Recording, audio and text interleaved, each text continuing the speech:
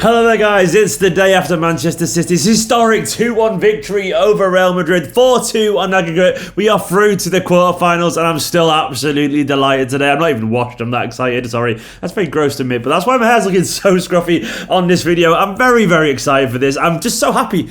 What a day to wake up in. I woke up today, you know, the weather's nice, I'm just feeling really chill. I slept very well last night, gonna put it that way. And today we're gonna talk about 5 things that we learned from that game. Before I do that though, I wanna say welcome back to One Football. One Football is working with me again on this channel and I'm absolutely delighted about that too. You all know about One Football by now, and if you don't, what are you waiting for? It is genuinely, hands down, the best football app on the market. Go and download it in the link in the description below, as everyone will attest. It's fantastic. Click the link below, help support this channel, get all your Manchester City transfer news and goodness from a wonderful app, a genuinely fantastic app with fancy, gorgeous new rebranding as well, as you can see on screen. Go download it in the link in the description below. It's as good as Manchester City's performance last night. And we're going to start with someone who deserves an awful lot of respect, a ridiculous amount of respect, Kyle Walker.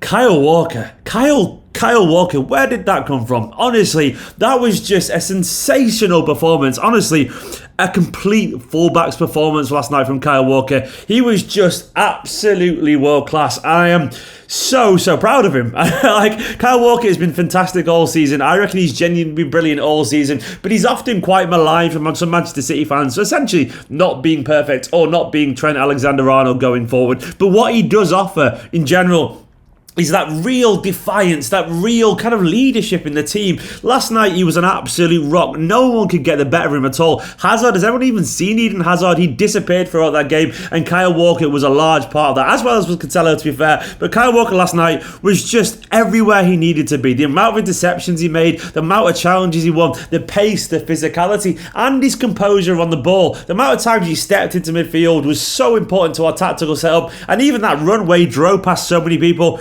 Kyle Walker was absolutely fantastic last night, and I'm sorry, someone made the very good point that we can't normalise this non-selection for England. Kyle Walker is, I mean, it's obviously a very different debate to Trent Alexander-Arnold, but he should be there alongside him as our right-back option. He's so much better than Wan-Bissaka. I'm sorry, Wan-Bissaka, you're a very good player, and sorry, United fans, but Kyle Walker is currently a better player than him. Kyle Walker last night, a complete performance, genuinely a world-class performance in a Champions League game against Real Madrid, and I want people to start respecting him again, because as good as Cancelo is, that is the reason why he can't get into the team, because sometimes you need warriors and leaders, and Kyle Walker, that was as good a performance as Zaba's put in, put it that way. That was a Zabaleta-esque performance, and that's what Kyle Walker did last night. Fantastic player, and we need to respect him as Manchester City fans, because he gets so much criticism, and so much of it is so unfair. And another man, Gabriel Jesus.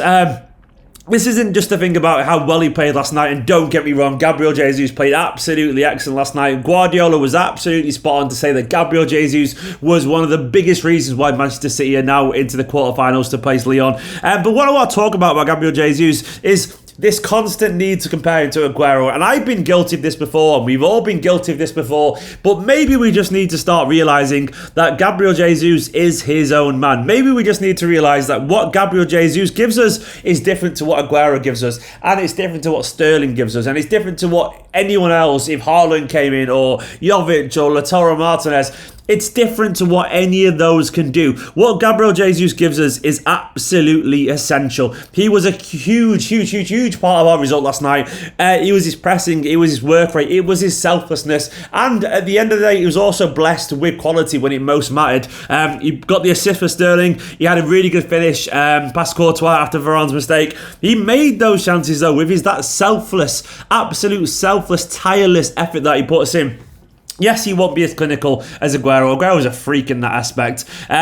But what he will give to this squad, I would always rather a squad with Gabriel Jesus in it than one without in it. We have to start accepting that maybe he'll never be the great goal scorer like Aguero is, but he's still going to score a lot of goals, don't get me wrong.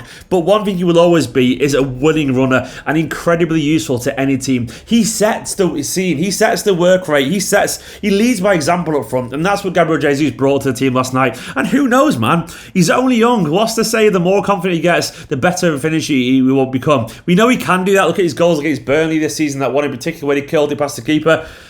You never know. You just never know. But what I will say is, once again, like Kyle Walker, put some respect on Gabriel Jesus' name and also appreciate that he is unique. And maybe, just maybe, we should start appreciating him for what he brings to the team, not what he can't always do. That's a very fair point, I reckon.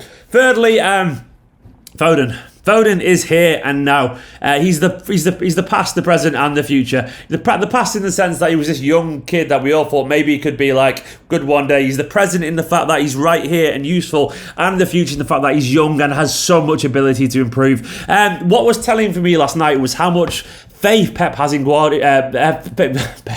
How much faith Pep has in Guardiola. Of course he does. I meant to say faith Pep has in Foden. To put Foden as a false nine against Real Madrid, I mean, that is an honour. That isn't something that Guardiola throws around just willy-nilly, like this is for a position that Guardiola absolutely loves. I mean, he tried Muller there for Bayern, he tried Messi there, and that, the rest is history. But the fact that he put him in such an important role, in such a big game, with Mahrez on the bench, Bernardo Silva on the bench, David Silva on the bench, the fact that he did that just shows you how much that Phil Foden has earned the trust of Guardiola. A lot of people have been saying, oh, he's only playing because it's post-lockdown, and it's just to give it in games, just to keep him happy. But I'm sorry, last night unequivocally answered the question. When it most mattered in a big game, Guardiola chose Phil Foden in a position that is so not his position. Yet last night Phil Foden was good. He was intelligent. His pressing, his energy, his touch, absolutely impeccable. Yes, he wasn't involved as he would like to be, but what last night he gave to the team was absolutely critical. Phil Foden he's not a young kid with loads of potential anymore. Yes, he is that as well. But I'm saying he's not someone that we just every now and then we play. He's part of the first team on merit. Phil Foden basically has arrived and he's there on merit, and it's wonderful to say. We've got a Manchester City fan in the first team. Manchester City fan is starting against Real Madrid. A young Manchester City fan. It doesn't get any better than that. Does it get any better than that? I absolutely love it. Fourthly, the belief that this will give us.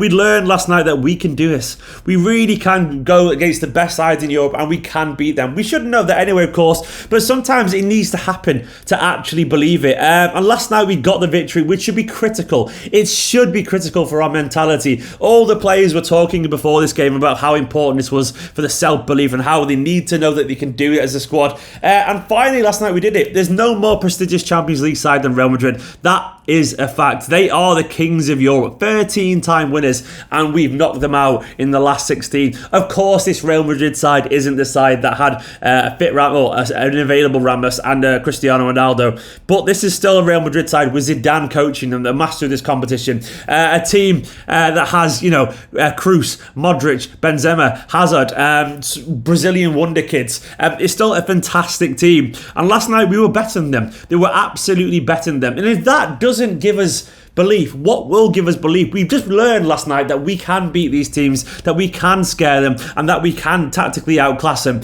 That is enough for us to learn how good we can be in Europe. We have to now go into that Lyon game believing that we are the better team. And we are the better team. With all due respect to Lyon, Lyon are very good and they could still beat us, but we are a better team by every single metric, and we have to believe that, because if we don't, we'll only continue to fail. If this victory doesn't give us that momentum that we need, what else will? This was a fantastic night, an historic night for Manchester City, and it should give us a belief. Finally, energy. How good was it last night to see energy in the team? Energy is everything. You know what the saying is? Hard work beats talent when talent doesn't work hard. And last night we had talent working hard. I'm sorry, our pressing last night was absolutely fantastic and it was absolutely critical to unsettling Real Madrid. We obviously realised that without basically Ramos, they're not quite as composed in central defence and they were more prone to giving it away. And that pressing and that energy from all the team, from absolutely everyone involved, was critical. I've been longing to see that for so long. That front three would never stop running. Foden, Gabriel Jesus, Raheem Sterling, they were all pressing like absolute animals. And that is the Manchester City that is successful, a pressing, intense team. And we had it from fullback as well. Cancelo and Walker, absolutely aggressive in the challenge. Rodri and Gundogan trying to control the midfield. Even when Bernardo came on, That's the Bernardo I've been missing all season. When Bernardo came on, he was a nuisance. And Bernardo should always be a nuisance. A technical, brilliant nuisance, but a nuisance nonetheless. And Bernardo, when he came on, showed exactly what we've been missing. And I'm sorry, at this stage now of the competition, these players that are coming on should be told to run their fucking asses off. I'm sorry, they should all be told to do that, because that's what we've got. We've got a squad, we've got a fresh squad, and we have to tell these players when they come on to use that energy, use those legs that they got to make a difference. Last night, Manchester City, a big reason why we won, probably the strongest reason why we won, is because we worked exceptionally hard. There was no let up in the pressing. We didn't give Real Madrid a minute on the ball, and that is what made the difference. Honestly, if anything will get us there, it'll be hard work as well as our talent. That's what is critical. And last night, all three of our front players, I know everyone across the pitch worked that hard. It's absolutely huge. Guys, go watch any of the videos I've made recently. I've done absolutely loads. Go download OneFootball in the link in the description below. It's a wonderful app. Thank you for all the support on the channel. I've got another episode of the City Social coming up later with two very, very special guests. Hope you enjoyed this video. Go watch any of these videos right here, including my very emotional match reaction from last night's game as well. A wonderful scene. And also, go and watch all the transfers news. We've had the Ake signing, we've had Ferran Torres. It's been a wild week for Manchester City Football Club. Thank you for the support. Love you all loads. Subscribe, download OneFootball. Subscribe, give the video a like as well, guys. And I'll see you later for another video. Come on, City. We are through to the quarterfinals. Wonderful.